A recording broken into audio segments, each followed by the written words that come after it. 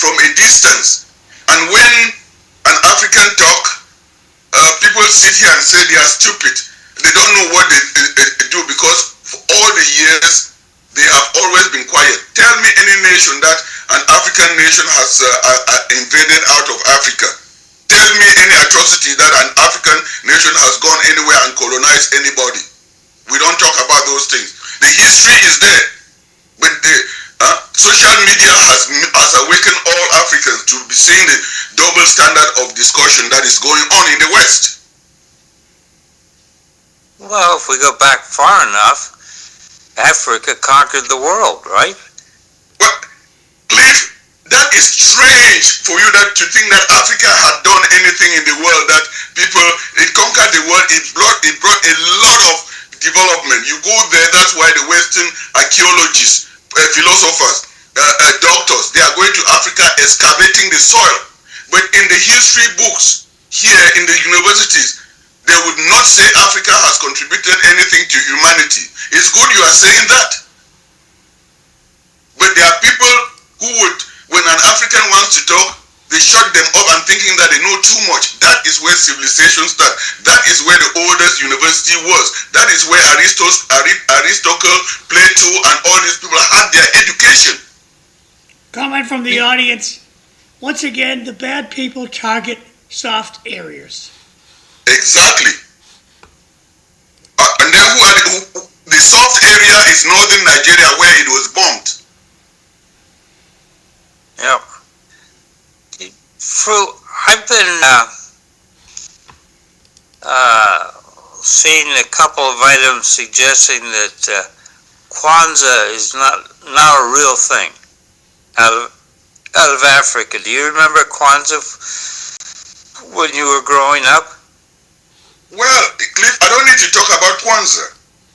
Ask the people who are celebrating Kwanzaa, because when a European talks about like that, what is their business talking about Kwanzaa?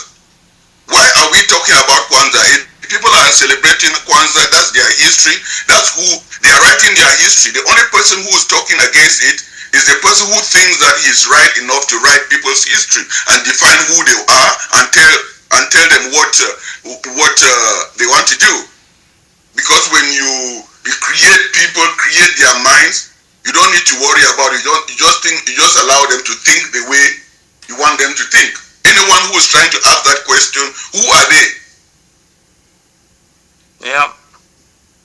So I think that everybody out there, they're jumping on the Christians' coattails to celebrate this time of year. I think that's what all the religions do. The little kiddos say to their grandpa, "Grandpa, why doesn't Santa Claus come to our house?" "Oh, he's coming."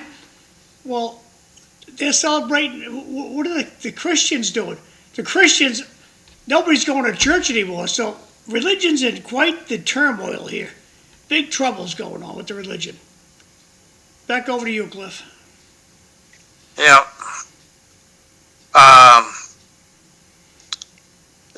I went to the 4 o'clock Christmas Eve Mass, and Immaculate was pretty full. How is it usually? Usually, it's not full. Usually, it's a couple hundred people. So, What's Kathy's comment? She was saying, she said she was looking on Facebook or Drake Live. She couldn't find it, podcast this morning. Facebook's not working. If she goes to YouTube, 3 words put together, City Life Show. City Life Show on YouTube, and we're up there. Okay, I'll tell her that. We're not up on Facebook today. I'll check Drake it. Okay. Yeah. So, the local newspaper, the Lowell Sun, had an op-ed last week by Gene Sperling, and he says we have an affordability crisis. It's real, and it's caused by tariffs. A Democrat wrote that, Cliff. What are you reading that for? Because affordability is the big issue in the right now and into the coming year, I think. There are people saying that things are just not affordable. I'm looking at Drake It TV now, and we're up nicely in Drake It, so maybe bad communication going on the internet this morning. Because, again, I can't get Facebook, but I do have YouTube and Drake It Access TV. Thanks. Okay. So, how do you see affordability, Eileen?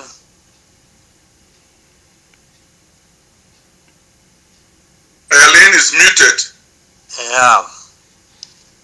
She is that.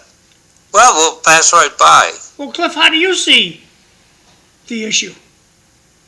I think that my gauge is how much I'm paying for gas, and I'm doing better than I was in the previous couple of years, and but not as well as some people. In some places, gas is down. Drake is up, he said, but he can go on. 250. You can go on YouTube. Well, I'll tell you this: one of our frequent viewers, his name's Scotty McGrath. He goes out of town once in a while. Right now, I don't know if he's back or not. Maybe he is back, but I saw pictures of him shopping with his wife for groceries in Brazil, and he paid $164 for all his groceries, and he said in the U.S. it would have been $264. So why is U.S. groceries so much more expensive than Brazil's groceries? Puzzling. Yeah. So when I get a hold of him, I'll see if he wants to come in and talk about it. Eileen, how's your guest coming? John, don't you think that that's the cause of tariffs? Well, I don't know. It could be because of tariff. Somebody has to pay the tariff. What's your sense, Fru?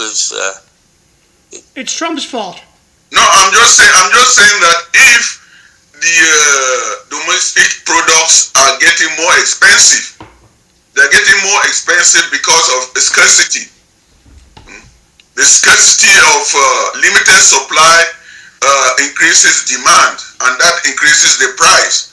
Limited supply is due to the tariffs that have made imports not to come in as they used to offset the limitation, the scarcity.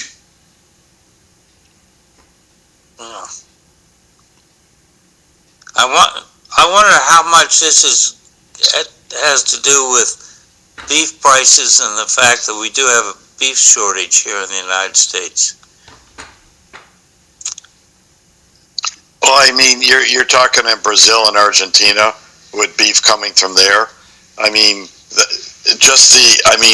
people locally there, obviously they should be able to get the beef cheaper. If you have to ship it up to the United States, there's going to be an added cost put on. And of course now with the tariffs, it's obviously beef has gone up. But, everybody gets all excited about these tariffs. I don't get as excited about them because before they had a national income tax in the U.S., that's how the federal government was funded, by tariffs, mostly all tariffs for stuff imported in here. So tariffs is not something new. It just hasn't been used, recently in the way that the current administration is using it. And the other countries have been taking advantage for years where they're getting stuff, where they're shipping stuff to the U.S. with very low tariffs, and then they're putting high tariffs on anything we import to them, so they protect their own industries. So we're just doing something now that the other countries have been taking advantage of us for decades. And I totally agree with you, Mike, but on the other hand, we are actually creating opportunities for the other countries because they are creating new markets where they never existed before, and where the U.S. was the only market that they knew that they could send their goods here. And I don't think with all these new markets, it creates competition, and you would see that they will have alternative, that whatever the U.S. can do with sanctions, they have created ways now that those sanctions cannot affect them anymore.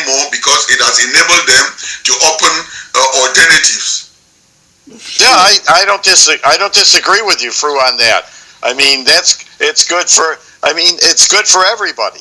I don't see the downside. It's of course they're going to try to find other markets because they want people to buy their products. So I'm just saying that now the scale is equal more between all the countries, with the U.S. and others. I mean, China has been ripping us off for decades now, and we allowed it. So I don't see a problem with tariffs. But at the same time, we created China with outsourcing because we wanted cheap labor. We cannot have our cake and eat it. Oh, no, I agree, and I think that this current administration now is looking at, we need to produce our own stuff in our own country, and and sell it here. So the problem is that everybody wants, in our society nowadays, they want a result instantaneously. When you're making these big changes in economies and all the other stuff that's going on, it could take months or a few years for it all to sink in. But unfortunately, the general public doesn't understand that, or they don't want to understand it. When Trump came in, he says, "I'm going to fix this all right away." Well, he's a politician now, so. I'm just going to read this comment from the audience. Letting in millions of people will create an affordability crisis. That's from Jay. I just want to comment to everybody that when you go out and buy yourself a brand spanking new Lexus, beautiful, beautiful car, whatever you paid for that car, $20,000, $30,000, $40,000, half that money went to Japan, and it's never coming back here. Now, on your way to work today, by the way, black ice all over the place, it's a good day to stay in bed. But when you head out to work today, count how many Mercedes-Benz made in Germany. You think that money's coming back here? No, it ain't. We've been exporting our wealth, and you look at all these people, and this started with my late uncle drilling into my head, I'm never going to buy a German car as long as I live, and my other uncle wouldn't buy a Japanese car as long as he lived.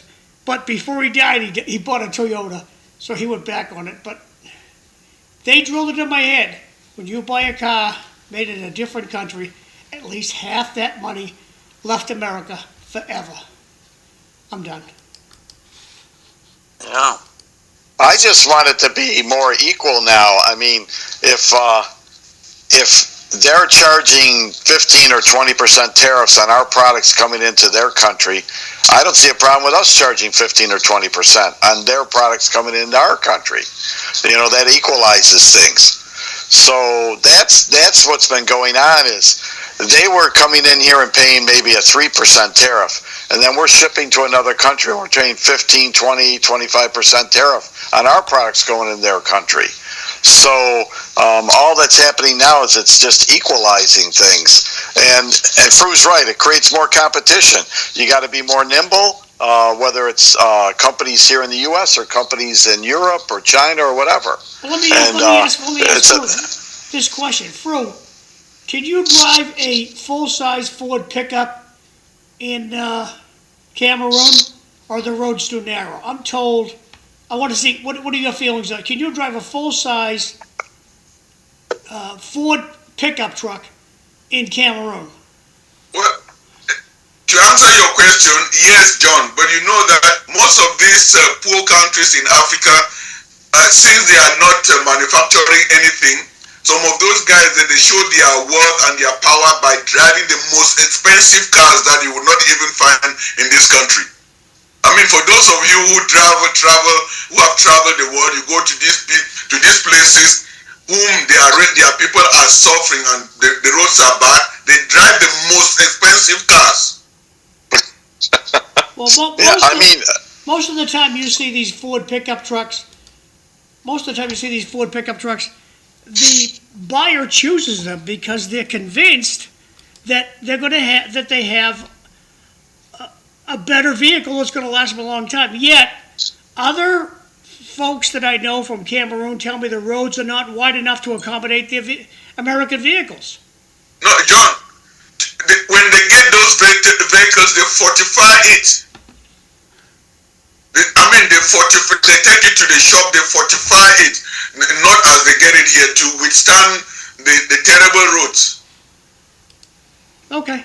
I don't know how they make them. I don't know how they make them thinner, but I was told they're frankly just too wide to get down the road with a car going the other way. That's what I was told. But no, you are right. But I'm equally saying that those guys show how powerful they are by driving those cars and intimidating people. Oh, the same thing happens in America, where the United States will let some poor kiddo who's just turned 18 years old, and they'll lend the kid $50,000 to buy a new Tahoe or $80,000 to buy a new Tahoe.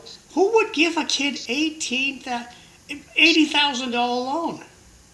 The kid brings it home, Ma, sign this. That car's going to go back. They don't understand. I think the car dealers should get a good slap in the face for overselling these children these vehicles. I'm done with my opinion, thanks. Okay. So, Eileen, are you back? She's still muted. Yeah. Okay. Oh, she unmuted. I'm here. Okay, so John mentioned black ice. Tell us about it. Well, yesterday I got out of the car and I realized I forgot something. And I turned around and I walked back and I slipped completely. I fell, like, not even on my back, just like on my whole entire right side. And all I could do is lay there and say, ow, ow, ow, ow, ow. I could feel it in my teeth. So yeah, I had a fun experience with Maybe, that. before we run out of time, Fru, how was your Christmas? Well, I think he stepped away for a second. I can see him there. Oh. Maybe he's gone. Okay, sorry, continue. He leaves at 7. Yeah. Well, go ahead, Eileen. No, that's it. That's all I had. I just wanted to add in what black ice. I was talking to Cliff yesterday, and he mentioned this about you with the black ice. My sister about 2 weeks ago was clearing out her driveway up in New York, and she slipped on black ice in her driveway and banged up her arm, and now she's out of work for a while. She didn't break it, but because of the job she works in, she uses her arms. She can't go back to work for a while. So that's another reason why I'm down in Florida.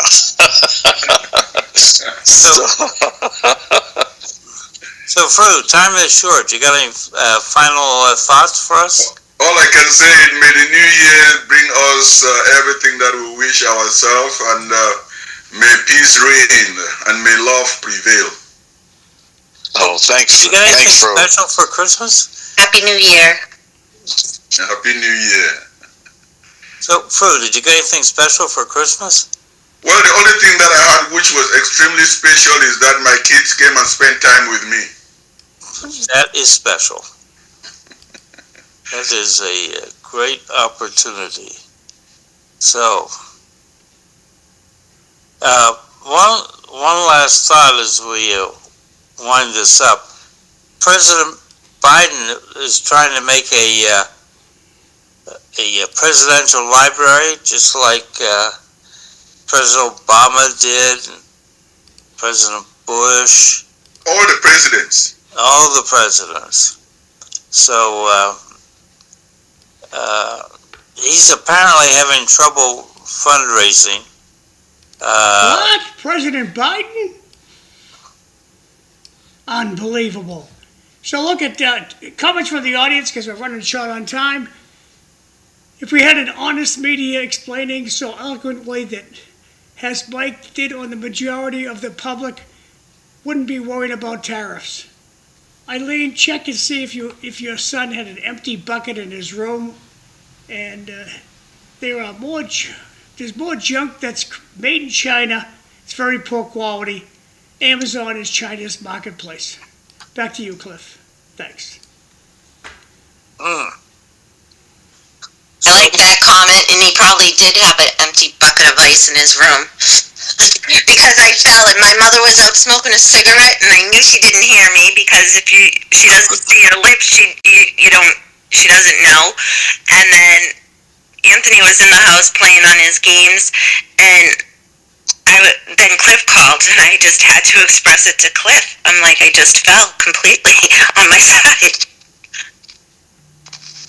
So, the IRS thinks that Joe Biden's library will only... Cliff, get this. Wait, we got to go to break. Okay. We'll be back. Thanks.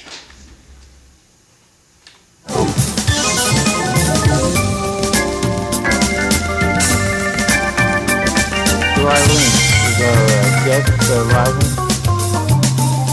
Zoom? Well, John emailed him the link and I texted to him about 15 minutes ago. So hopefully, maybe he's running a little late.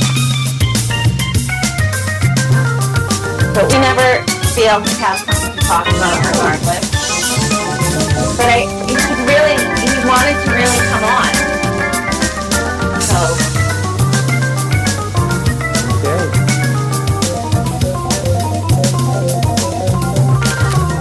Cliff, coming up after the break is, what will the media tell us about President Obama's library?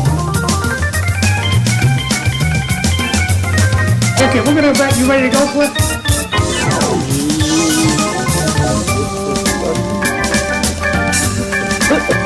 Yeah. Here we go. You're right. Good morning, everyone. Welcome to City Life Show. I'm Cliff Krieger, your host. We have, Eileen Delrossi and Mike Smith, and we're hoping to be joined by Bernard Israel to talk about immigration from his perspective as an immigrant. So, Cliff, a comment from the audience. It's saying about when you brought up President Biden's library. When will the media fill us in about President Obama's library? I've seen pictures of it, and I don't think it's very eye-appealing. it is not. But, Why is the media not talking about this? well, they are. That's where I saw the picture, is in some newspaper article. I'll see if I get a picture of it for the audience. Okay.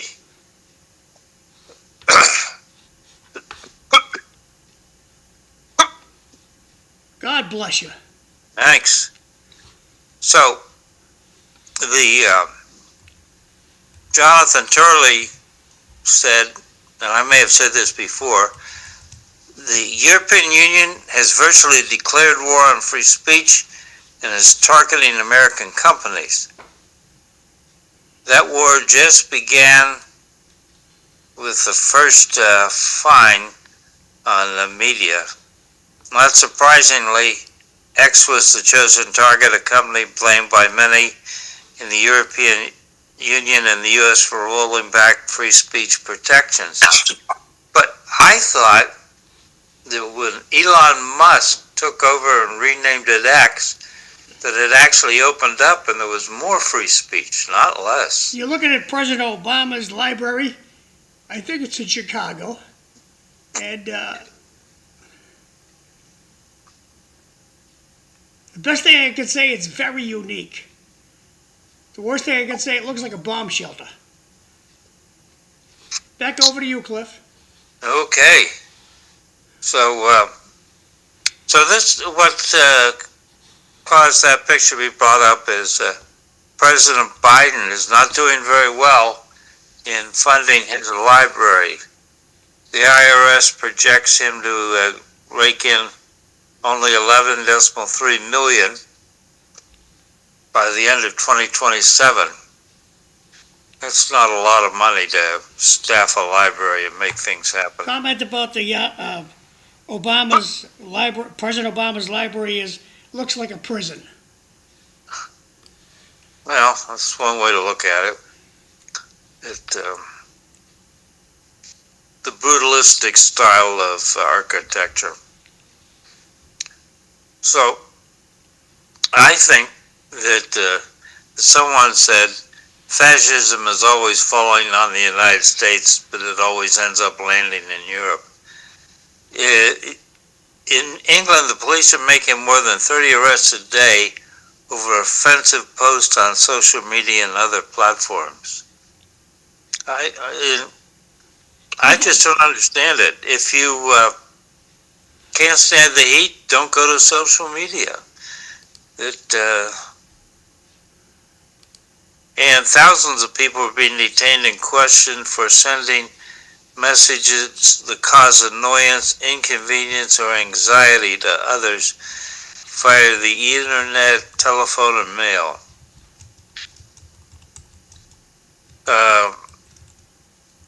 The data collected by the Times of London shows that officers are making about 12,000 arrests a year under the Communications Act there in the UK. I'm sort of concerned about this in this day of the internet and international communication the way we have it, that they're going to try and squeeze us down so that people in the United States are not making comments that someone finds offensive. Has anybody else been aware of this and had a concern? Mike? No, I wasn't aware. Eileen? Hello, Eileen. Can you repeat the question? Sorry. Yes. A lot of people, I'm concerned, and people that I've seen are concerned about Europe by its restrictions squeezing down free speech in the United States. No. I think it depends on what state you're in the United States. I think a great deal in Massachusetts, depending on who you are and what you say. Well, aside from the fact that you're an official and you're going to be running for office again next year. No, you ran for office this year. Did you feel constrained in your free speech? Well, honestly, ever since I was elected, I really stopped posting anything opinionated because, I guess I did feel like I don't want people to take it the wrong way, because through text, whether communication through writing, it can be easily misconstrued no matter what, and I don't want to ever take that chance. Okay. So, on the other hand,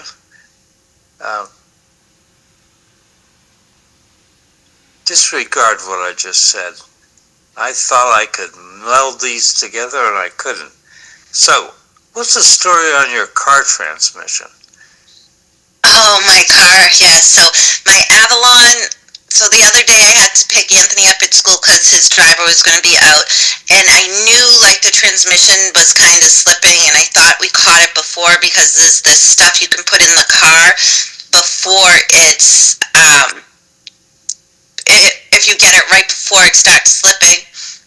So we did that, and then I was driving it a little bit, but I could tell there was definitely something wrong. So I had to pick up Anthony in Newton the other day, last Monday, and I took all the back roads, which was really pretty.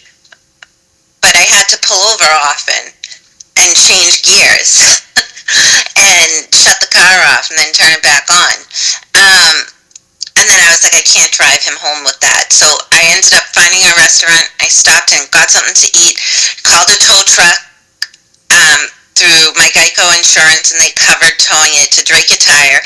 Then I had to get an Uber to pick up Anthony and pay the Uber $55 out of all the money that I had to just bring us back to Lowell. So, are they going to fix the transmission? Everyone's saying it's not worth it. It's a 2006 Toyota Avalon, and they're known for their transmissions to go. So I went to, Drake a Tire calls and said, yes, it's definitely the transmission. And so I tell my mother about it. My mother loves the car so much. It reminds her of my dad. So I was like, what do you want me to do with it? And she's like, can you still drive it home? I said, yeah. And she's like, can you stop at Tobacco Junction and get me some cigarettes? I'm like, oh yeah, let me just risk my life a little more. Okay. So I picked it up, and it was a little choppy in the beginning, but right after I stopped at Tobacco Junction, like, it started driving perfectly fine. To the point, like, I even called Drake a Tire. I'm like, maybe it just needed to get the kinks out, because it's driving perfectly fine. So now I realize I can do, like, short trips during the day, like, very close to home. So I use it for that, to, like, go run errands and, like, do little things. So, you're going to get a new car? At some point. Ah. But I'll let you know how that experience goes. Yeah. So, were you able to make contact with our guest? I had texted him the link, and then John had emailed them the link. I don't know if I can call if I'm on the Zoom, or if I... Well, we'll have another day. No big deal. It's easy. Right. It's easy to roll over. Yeah, it is very cold. And yeah, I bet there is black ice out there everywhere today. So, what's happening with the school committee? So, well, we're out for the rest of the year. Inauguration day is January 5th. I just got those invitations. So then we'll have our first meeting of the year on January 5th. Ah. So, and what's the big issue for the new year? Same as always, bad building health.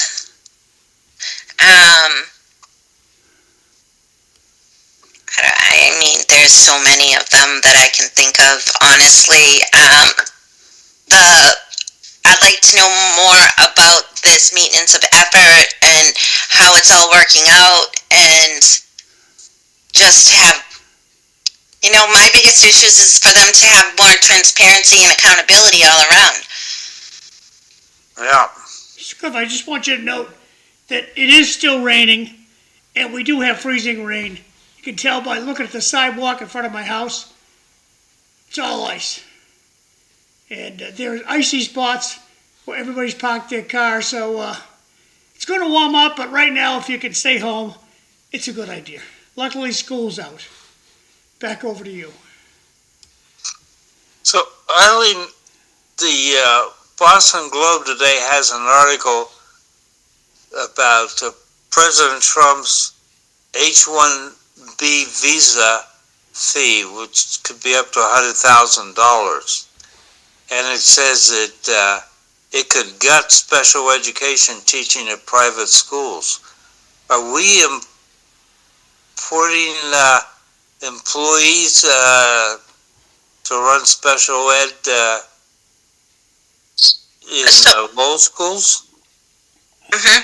So I haven't heard of this bill yet, but so say your child goes to the Immaculate and they have a learning disability or they need speech or OT. Those, as long as that student's from Lowell, the city of Lowell, or Immaculate reaches out to them and their testing is all done through Lowell, or the parent reaches out, all the testing is done through Lowell, and then somebody's assigned from Lowell Public Schools to give that student student services at Immaculate. Figure out a time. So, yeah, that would be interesting to read. So, he's trying to say somebody with a disability at a private school won't really be able to go there, even if it's just like speech, because Lowell, Mass, the city of Lowell speech and language pathologist service like articulation errors and things, and that's a little thing, so I would think that's good, but there is a huge shortage overall of speech and language pathologist and occupational therapist. Cliff, can I just say this? I think that this is a union ploy. I think this is the union's way of taking the money away from all the charter schools, because they say private schools. That includes the charter schools. The unions don't like the fact that they're losing money. They're going to have to lay off people in public because they can't afford all the school teachers, because so many kids are going to the charter schools. So I think somebody's got to take this to court, because a kid that needs special needs, just because he goes to the charter school, he should get it paid for. It gets paid for special at public. It should get paid for at charter. It should get paid for at religious schools as well. I'm done. Yes. Back over to you. I'm actually curious, because charter schools do have special ed teachers that they hire. But if a kid has too many needs and needs like a smaller classroom for autism or autism or emotionally behaviorally disturbed or life skills, the charter school has all the rights to say, we can't service you here. You're going to have to go back to your district school. So I'll be interested to read that and see how the whole thing is supposed to work. As does the VOC. The VOC has, right, oh yes, if the needs are too much. The feds aren't going to fund the VOC either. I don't think that's going to fly, especially in Massachusetts, but it's federal money. We'll see where that goes. But I say it's a union. The union is hiding in the bushes here, making this happen. Well, that's not good. I'll send you this article, Eileen. Thank you. Let's see. I thought you were about to say H1N1 flu when you said the name of the bill, because I've not even heard of it.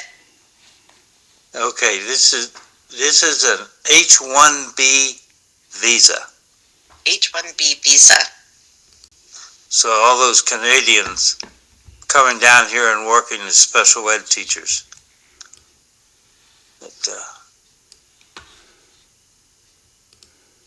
So, we talked in the first hour about affordability. I'm wondering, do we think blue states are having more problem than red states? Cliff, they're certainly going to get more publicity. The question probably for Martha, is the Times of London still a thing? How old do you have to be to still read newspapers? Cliff, do they still have the Times of London printed? Yeah. Thank you. They've got the Times, the Telegraph, the Daily Mail, and I think there's one other. But I remember times gone past, you told me Martha reads all those. Yeah. So,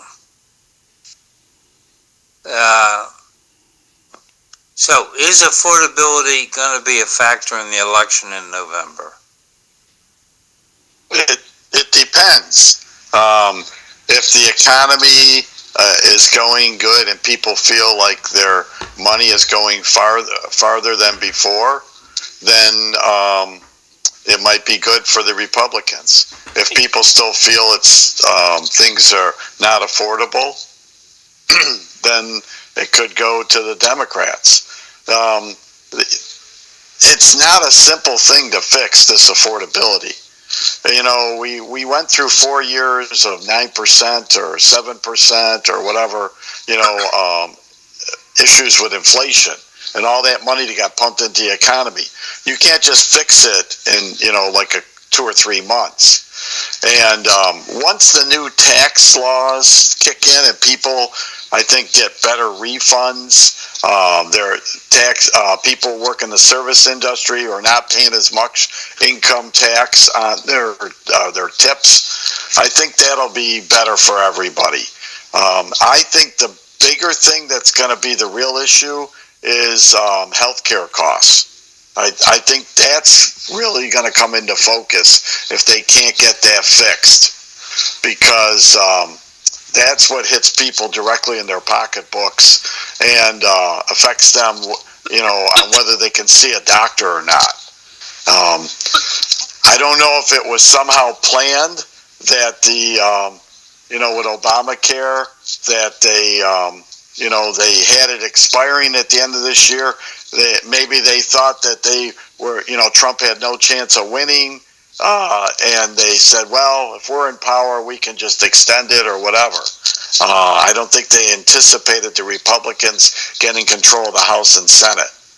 So I just, healthcare, I think, is going to be the big issue. Down in your state, down in sunny Florida, who was your congressperson? Is he up for she up for re-election?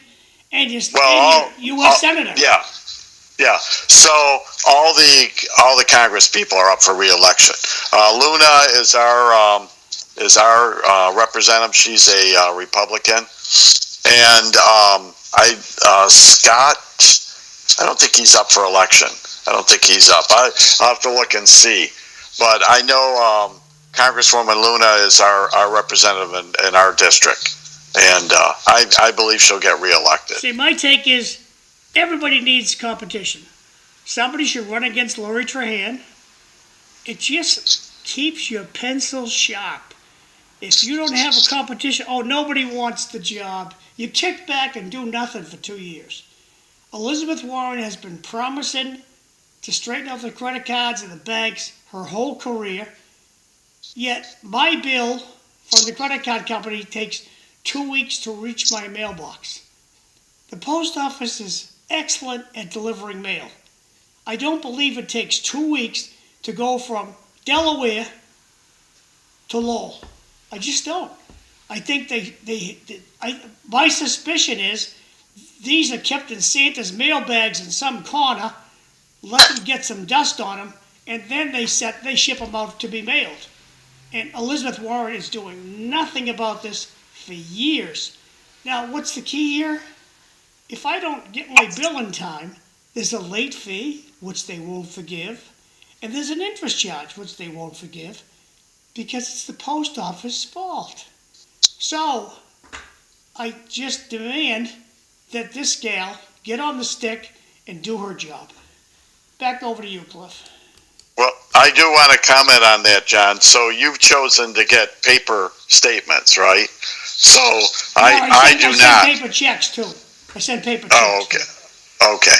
So, yeah, because if you're talking about credit card bills, I do all mine online, so I get notices, right away. I get a statement, like the day that they decide it. So there are options there, but there's some people who don't want, and they don't want to do online, which is their choice. The statement is dated a certain date. Now, let's say, for instance, it's dated today. What's today, the 28th, whatever? 29th, yes. Okay, so it's dated the 29th. When do you think the credit card company is obligated to stick that in the post office to go out? I don't know. And my guess is it hangs around in their facility for 2 weeks before it's printed and sent out. Yeah, if the statement is dated, say, for the 29th, it should be minimum going out that day. They can also calculate, it's kind of interesting. They don't need to mail it on the 29th just because the statement says the 29th. Of course, there could be legal issues there. They could probably mail it the 27th because they already know everything calculated. You know what I'm saying. So they can do all that. And they should have it going out right away. I mean, if they're mailing that, by paper, and it's, the statement's the 29th, I would think that within 3 or 4 business days at the most, you should be getting that in your mailbox. I mean, online, I get it, the statements send out to me that day, emailed out or whatever. Well, check the next time, just for fun, Mike, check the statement date on your electronic bill. Okay. Yeah, well, okay. Yeah, because mine, like some of my cards, it's the 15th of every month. I know that. I can tell you that. Because I check my accounts every week, once a week, just to make sure everything's okay. I mean, most people don't do that. I'm unusual. I check my accounts, at least I check them once a week. It's what it does, it forces me to go on auto pay, and which I don't like that, because once I've paid for a fraudulent claim, I don't want to say, hey, look at this, I want to go back on this, I didn't buy it. They'll go, oh, well, you already paid it. Nothing we can do, it was released. So I think it's going to lend itself to fraud. Yeah. All Elizabeth Warren, by the way. Yeah. Well, here's the things. With auto pay, you can also set up, for the people who don't know this on the podcast, you can set up alerts, which I do. So every time there's a purchase I make off the credit card, I get a text message, hey, you just made a purchase of $50. So I am automatically notified on every purchase on my credit cards, so I can tell right away if I think there's a fraud or not. So a lot of people may not know there's options that they'll text you that on every purchase and every payment. That's a good service. But that's all on the credit card company. I still fault them on, I don't think they send out the bills the day that this statement dated is. Yeah, well, yeah, I understand that frustration. I do, and I don't know what the legal obligations are. So back over to you, Cliff. So hopefully I've helped some people out with what John was talking about. If you're paying stuff online, your credit cards, almost all of them now you can set up alert texts. So like if your account, even on your bank statement, you can set up if it goes below a certain amount. If a purchase, you can set out, like if there's a purchase over $50 made or $100, whatever you decide, it'll send you an alert. Or you can, every time you make a payment or every time there's a purchase on your card, you can set it up so they'll send you a text that purchase is made. I do that because it helps get on what John was talking about with the fraud right away.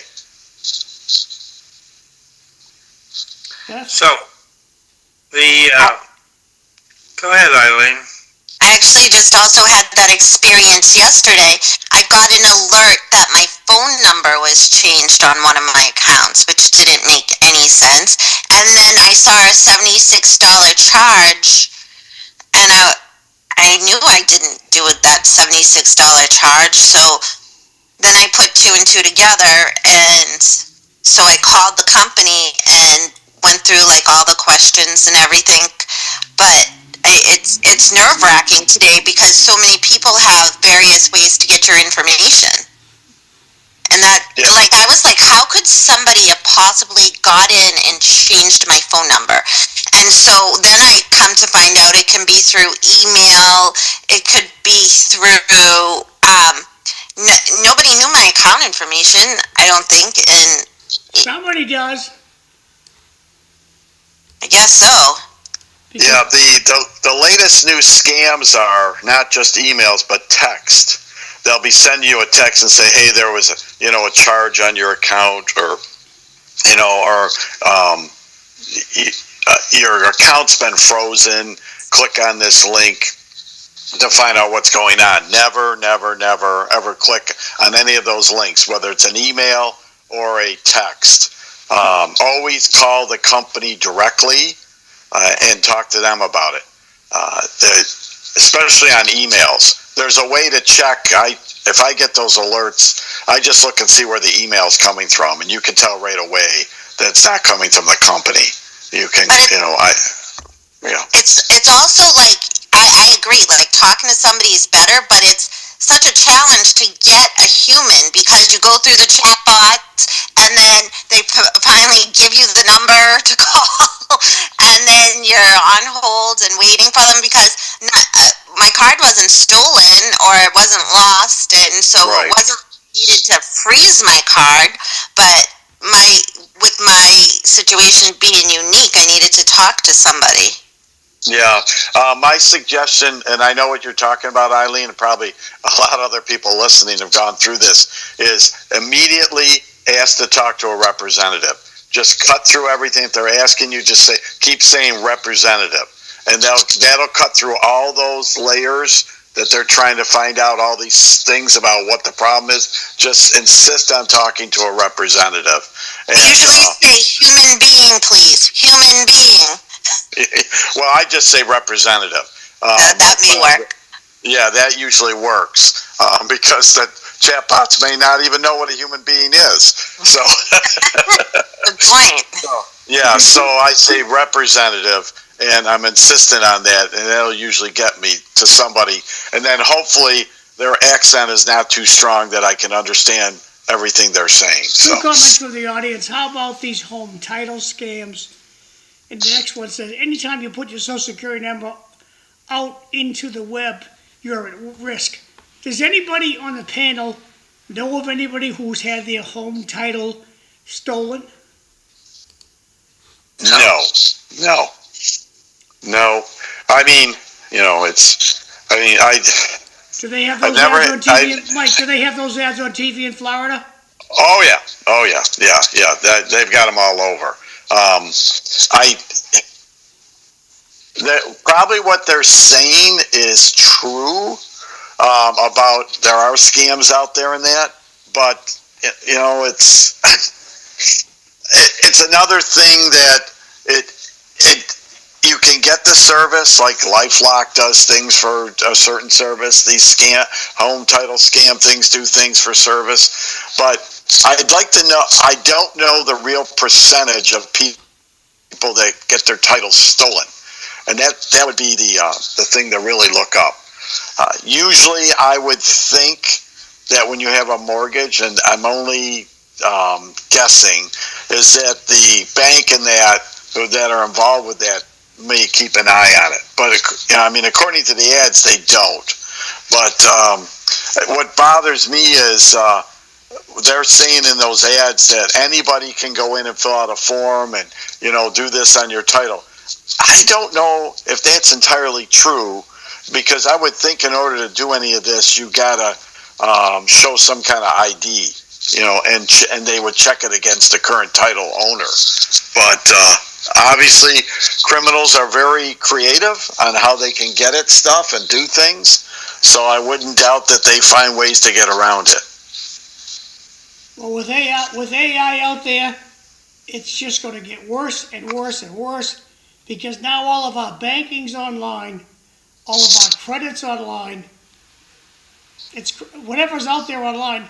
And these little computer bots have nothing else to do than to take their little mind combing tools and try to get my password. They got nothing else to do. Yeah, and they work 24/7. They don't get tired. They don't need a coffee break or anything. The biggest thing I'm starting to see, Kathy's been showing me, is on Facebook or whatever now, all these things that, this person died or this happened to this person, and she'll be showing, she goes, really? I said, yeah, you can't trust what you're seeing anymore. You have to go to another news source or someplace else to find out, that somebody really didn't die, some movie star or whatever. But they're doing that a lot to get clicks now, because what happens is they show some of it and then they stop in the middle, and you got to click this link in order to see, what supposedly happened. And it's a way for them to generate clicks on their whatever they're doing. So it's scary out there. I mean, I'm a techie person as far as doing, I've been involved with that stuff. And even I'm struggling some days to figure out if stuff's true or not, or whether this is real or not. I found a new series. This is making me think of it. On Netflix, it's called Startup, and it's all about the cryptocurrency.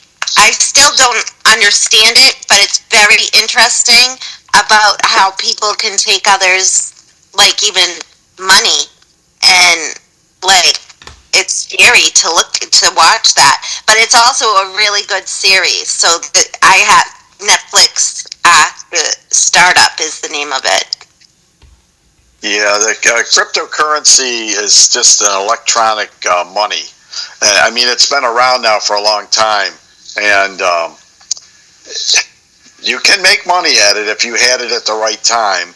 And they keep trying to find these. What are they? I'm trying to remember what they're called, but they years ago somebody started it, and now it's there's a lot of money transferring back and forth with this cryptocurrency, and I think some of the criminal enterprises love it because it's hard to trace where and when that stuff is coming from. No income taxes paid. Right. Because there's no reporting. There's no 1099 forms. There's none of that stuff. So you buy a Bitcoin, you buy it for, say, $1,000, and a year later it's worth $100,000. And then you sell it off to somebody that's willing to pay that. And, you don't, it doesn't get reported. Neither does antiques, art. One of my undertaker buddies out in New York, he buys real paintings that are worth tons of money, and he hangs them at his funeral homes. Sure. I said to him, Billy, aren't you afraid they're going to get ripped off? He says, no, I tell them they're fakes. But he's got real, authentic pictures in his funeral home of art that are worth a lot of money. And he said, when I sell it, that's my retirement when I sell. That's awesome. Yeah, well, then he has the challenge of hiding that kind of money, because once the IRS sees you putting, $100,000 in the bank, all of a sudden they're going to wonder where all that money is coming from. On that note, Mike, do you know anybody who's been audited in the last 5 years? No, I have not seen anybody audited or know of anybody. Not that I'm looking for an audit. What's the IRS been doing? Yeah. They're from what I understand, the IRS. Nobody cheats anymore? All the cheaters stop cheating? Yeah. So, from what I understand... wait. Let's be clear. They moved to Minnesota and Maine.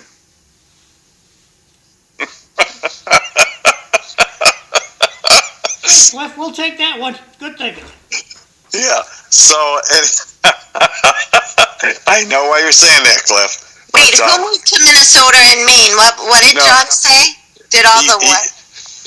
Cliff is being sarcastic, Eileen, because of all the current fraud stuff that's going on in Minnesota and Maine from the people scamming all that money. So that's why he said Minnesota and Maine. With the IRS, I'm starting to say it's like a business. They're looking for ROI, return on investment of their time and resources. So I'll just pick myself. Say, they're going to look at, hey, this person only gets $40,000 of income a year, and is it worth our auditor's time and effort to go and recover a couple $1,000s? Where they'll look at somebody who's earning, $1 million a year, then they have a better return on investment. So they're always going after anything on businesses or after people that are higher incomes, because they get more money back.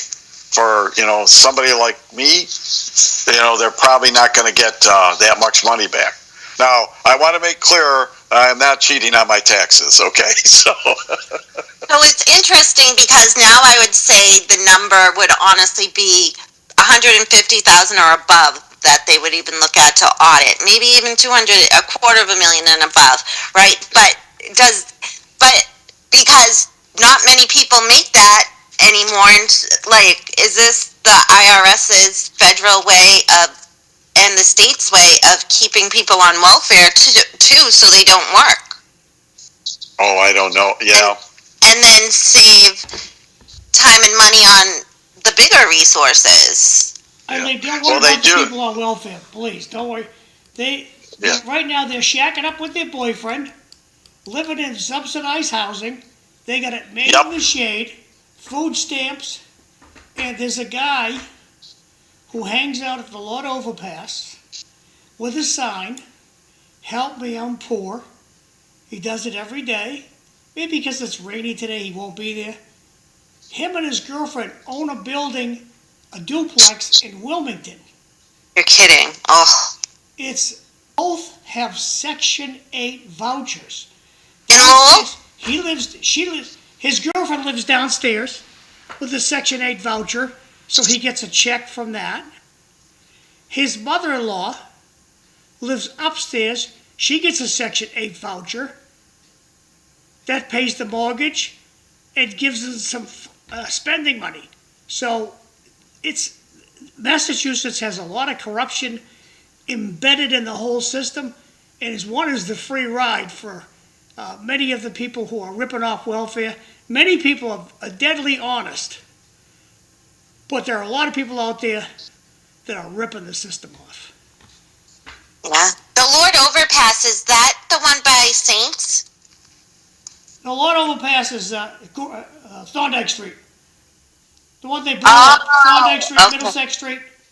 Okay, all right, I get it now. When people say that, I always think of which one it is. Okay, and the one by Saints, the Huntsville Bridge, right? Correct. Yes. Okay. And the people who are begging for money while they're smoking cigarettes, that kills me too, because that's a luxury to be able to smoke. Well, a lot of them will take the next couple of weeks off because they've had a pretty good takeover the last month. December, people are pretty open-pocketed for these folks, and I think we'll see them come back in February. Wow. That's crazy. Yeah, I mean, it's just like Kathy always says. She says, I see people that I know are on public assistance, and she goes, they got the best pedicures and manicures, their hair's done. You know, it's like, I'm glad that for food stamps, for the SNAP benefits going into effect in the first of the year, they're starting to limit more and more on what you can purchase with that. So that it's supposed to be for healthier food. My parents years ago, before all these food stamp stuff started, used to volunteer and help when they gave out food to people who needed it. And you went there and they gave you a number 10 can of peanut butter, and they gave you butter, a couple pounds of butter, and they gave you some bread, and they gave you boxes of powdered milk, and that's what they gave people and to help them get by. You didn't get a card where you could go in and buy steak and lobster, in the grocery store. And I've seen already people on Facebook or TikTok saying, well, I should be able to get that with the money. And I'm going like, no, you should not deserve to get that. If you want to have that stuff, get a job and save your money like I had to, or Eileen or John or everybody else. But, they're starting to put more and more restrictions on that, so we'll see how that has an effect long term. 2 issues from the audience. Does the panel use Venmo? And if someone gives cash to a person, begging is a fool. That's from Jay. Back over to you, Cliff. I don't use Venmo. I don't know what it is. Yes, and actually, I think. So I have Venmo and Cash App, and one of the last transactions I did before my phone number was changed on my account was a Cash App to that account. So I'm wondering if that has some effect on fraud as well. What does Venmo do? So say you go out to eat Monday night dinner club, right? And John pays for your dinner, and Cliff, you're like, oh, I gotta pay back, but I don't have cash on me. I never have cash on me. I'm bad for that. But then Cliff, you can Venmo John whatever your dinner cost and say, thanks for getting me. You know what I mean? Or Venmo back him $25 and it would come from whatever account you have linked to that account. Yeah, do they, does Venmo charge you a small fee for doing that then, or no? not send in person to person, but to say you want to have a stash of money just in case you do need to Venmo somebody. They would charge a small fee to transfer it instantly, but not if you wanted to wait a couple of days. Right. Most of them do that, and I know what Venmo is. I just couldn't remember if there was a fee or not. Yeah, a lot of the other apps will do that, when you're transferring cash. Like, if you want it right now, there's a small fee. If you're willing to wait 1 to 3 business days, then you don't get charged anything. So, yeah, I don't use Venmo. I carry cash on me, so. So if I got to pay somebody something, I've got some cash with me. Yeah. I do not use Venmo. But on the other hand, credit cards are accepted pretty much everywhere, right? So yeah, a lot of places now, especially restaurants down here in Florida, Cliff, is if you pay cash, it's one bill. If you use a credit card, they'll charge you a little bit more because you're using a credit card. A lot of the restaurants are going to that because of the way things are. So back to the affordability issue. The Biden era extra money for the Affordable Care Act, that's all going away. Is there going to be another shutdown when Congress comes back in session? Cliff, I don't know how often you go food shopping, but this person in the audience makes a good point. When a person on assistance at Market Basket has a full cart and not enough on the EBT card that they carry, they pull out a water cash to cover the difference. Have you experienced? I've experienced this. Cliff, have you experienced this? No. Eileen, have you experienced this? Okay, Mike, have you experienced this? No, I have not. I have not seen that. I mean, I don't really know. I haven't seen people with EBT cards that often in front of me because usually I just assume that they're using a credit card. But my big thing about the SNAP benefits is that it should be very limited on what they can buy and what they can't buy. It's supposed to be to help you get by, and I know some people may not agree with me, but it's supposed to be there to help people get by, not to be on it for their whole life or 30, 40 years, 20 years, whatever. I mean, you should get the basic staples. And I wish, instead of the grocery store, I wish they'd go back where they gave the money out gave the food out at places. It would be interesting to see if you had to go someplace and they gave you, like I said, when my parents helped out, like a tin of peanut butter, some basic stuff, chicken or hamburger or whatever, and said, here you go, this is what you get. And then the next week you got to come back again or whatever. But I think people would be more motivated to be on their own than having to go there, for that. Yeah, Lowell still does that with the paper products with the Make-A-Wish Foundation. I believe it's over on Middlesex Street because EBT doesn't cover like paper products and so forth. So you can go there and get free paper products. And yes, I have seen the situation where someone pays with EBT and then has a wad of cash or fancy super nails and looks like they just got out of the beauty salon. I've seen that. It's interesting. Well, paper products is a big term, Eileen. Does that mean toilet paper, paper towels, napkins, or paper plates? What do you mean by that when you say, so you can't get toilet paper if you're on EBT? I bet you can't. No, only food products. You can't get toilet paper? No, Lowell also has various foundations that offer, I know my friend's mother volunteered for Make-A-Wish Foundation, and people would come in and they were able to anybody really can go in there and get paper products. if you say you have a need for it. And it's all of those: toilet paper, paper plates, napkins, paper towels. Didn't know that. Papers? But EBT is handed down like generational wealth around here in Massachusetts. It's how people, I think, are trying to create generational wealth by teaching the next generation how to live on EBT, unfortunately. Yeah, I think that's a serious problem. The Protestant work ethic seems to have been diluted here in Massachusetts. Yeah, I mean, I wonder what happened. I mean, when Clinton was president, they supposedly passed all this stuff that you could be on, public assistance for this amount of time. But after that, you got to, stand on your own 2 feet.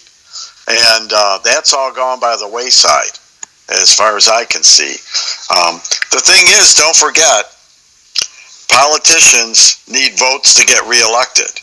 And if they're giving benefits to people like this and saying, well, if you vote for me, you'll keep your benefits.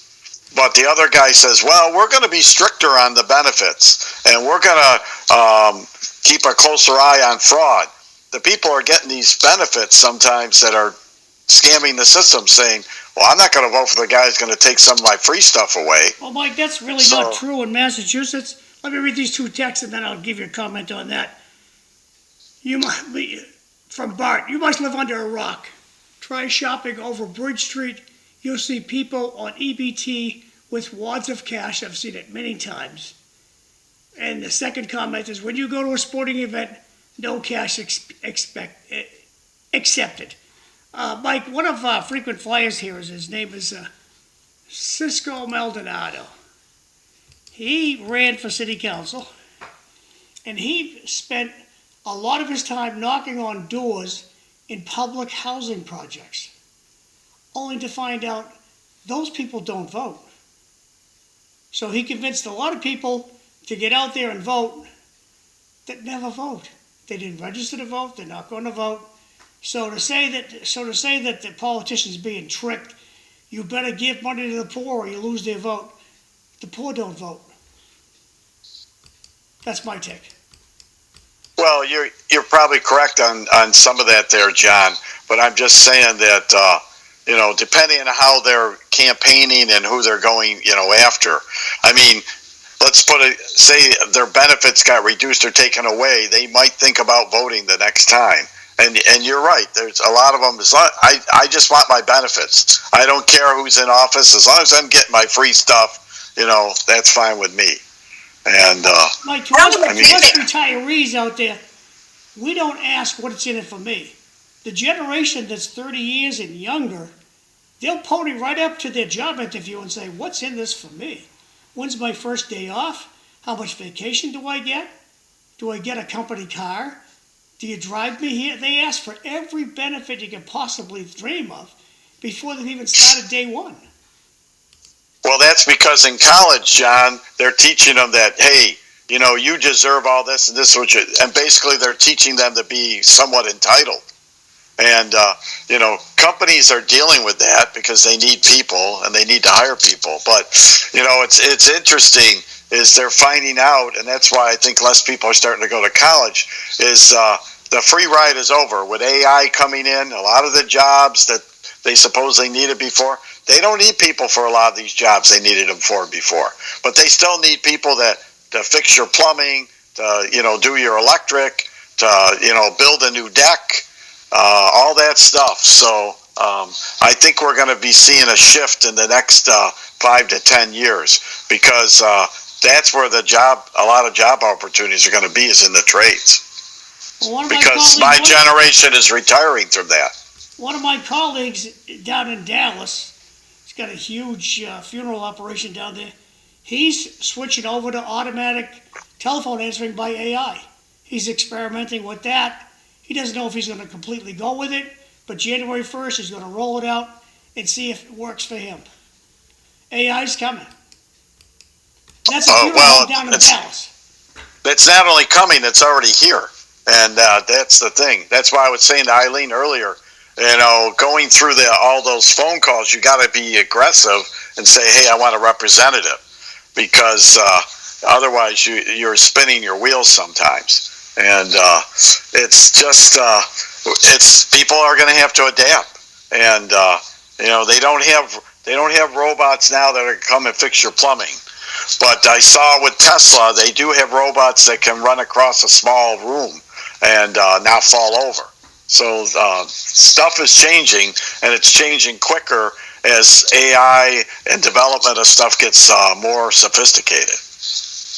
Comment from the audience, great show today. Everyone have a safe, happy new year. Thank you, same to you. So, the fraud, and it seems to be a big deal in Minnesota. Something Their like walls, huh? 9 billion or 9 million? billion. Billion. Yeah. Billion? Yeah. Somebody had a 42-minute video up. I've seen parts of it. It's like one of the two people in the video would go around to daycare centers and see no children. That's supposed to be constituted for 70 or 80 kids, and there are no children to be seen, but yet they're collecting money. And this is, it leads to and I'm sorry, Fru isn't here to push back on me, but it raises a question about culture. Does your culture encourage fraud? Does it discourage fraud? What's fraud, Cliff? When the money comes electronically to your bank account, at what point do you think it's fraud? When you're offering a service, but you're not offering the service. Like you say, I'm running a daycare center, and you're getting thousands of dollars for taking care of 70 or 80 kids, but you don't have any kids in this daycare center. But if the deal is they pay for no-shows, you keep the money. Yeah, it's a supply, and demand.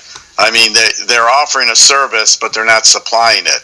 And the thing is they've found a way to fill out applications or file paperwork. They've gotten good at that, to say, hey, we got these people who are qualified and are coming to our place, are qualified for government benefits.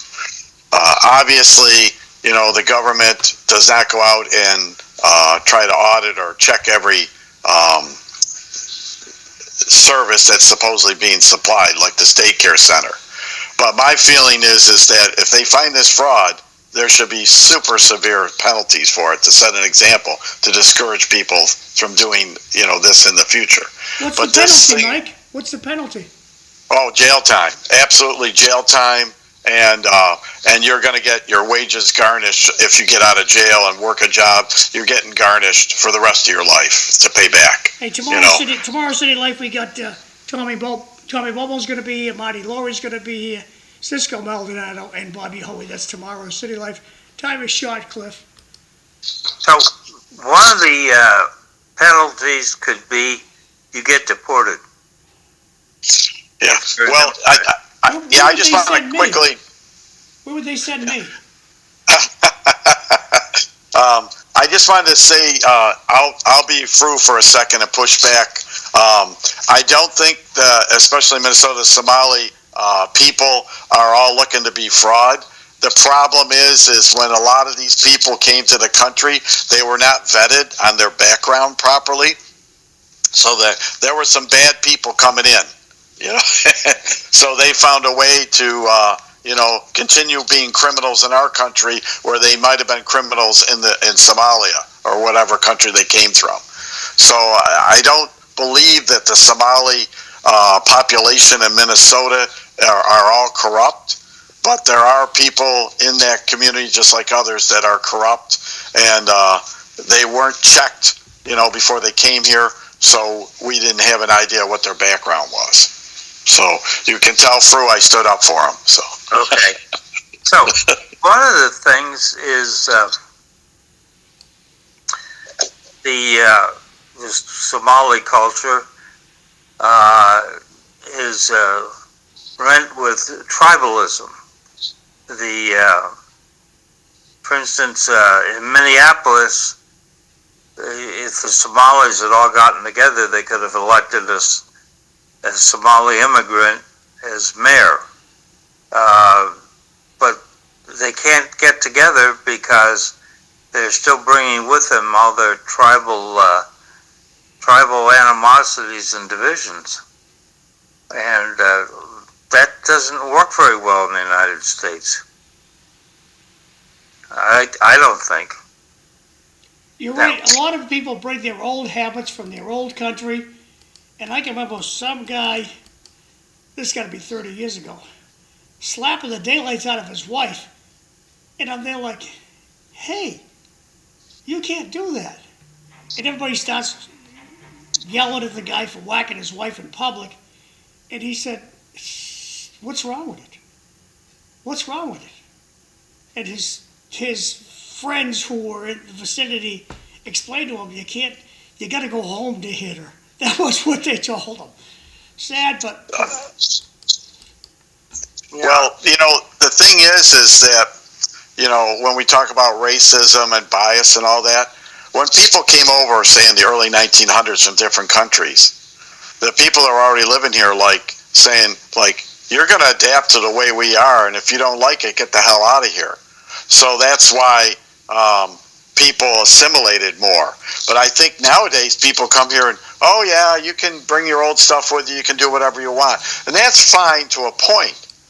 But you're not living in your old country anymore, and you left for a reason. So if you're here, you need to adapt to our culture and our values. Nobody's forcing you to stay here. So if you don't want to assimilate and stay there, to our values, then you should go someplace else. And I know that sounds harsh, but, you go to other countries, they're going to tell you that too. Hey guys, it's way past 8 o'clock. Okay. So it's time to say goodbye and Happy New Year. We'll see you next year. Yep, have a good New Year. Happy New Year. Okay, yep. All right. guys. Yeah. And hopefully everybody stays safe up there, because I know your weather is kind of nasty. So I got to give my sister a call today and see how she's doing. But she lives in Western New York, where I used to live. This last week they got like a foot of snow. So I didn't dare call any of my friends because they wouldn't have been happy. So if I called them. So. Yeah, good thinking. Hey Mike, Happy New Year. Cliff, Happy New Year. Happy New Year. Eileen, Happy New Year to everybody. Have a good week. We'll see you next time. Thanks. Bye-bye. Okay, next Monday. Yep.